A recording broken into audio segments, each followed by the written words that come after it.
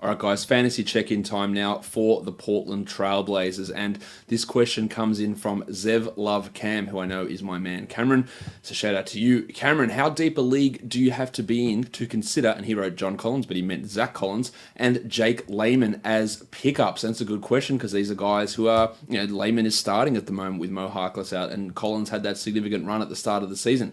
How deep a league do you have to be in? It's got to be pretty bloody deep. In fact, with the way that Layman plays, he has not been good this season. The 298th ranked player so far this season, and that's despite him shooting 52% from the field because he does absolutely nothing at all.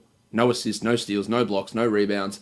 He scores 6 points a game. You would have to be in a 30-team deep league, I think, to have Layman on a squad. I don't think he's even necessarily an every-night rotation player once Harkless gets back to full strength. It'll come down to him and Stauskas.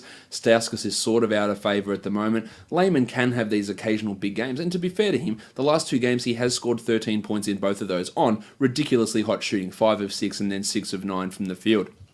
But your league would have to be very, very deep to consider Layman. I don't see him with any sort of dynasty upside. He just doesn't do enough in other categories.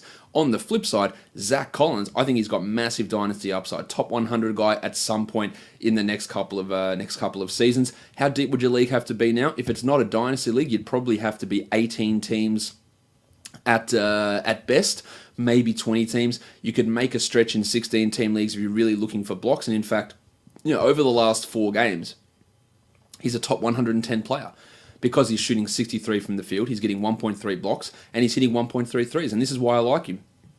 Blocks, steals, 3-pointers, strong rebounder, can score and can do it efficiently. And all those things are why I like him long term. I also have some concerns that that's not going to be able to stick. But in his last 5 games, he's blocked 2 shots, 1 shot, 2 shots, 0 shots, 2 shots.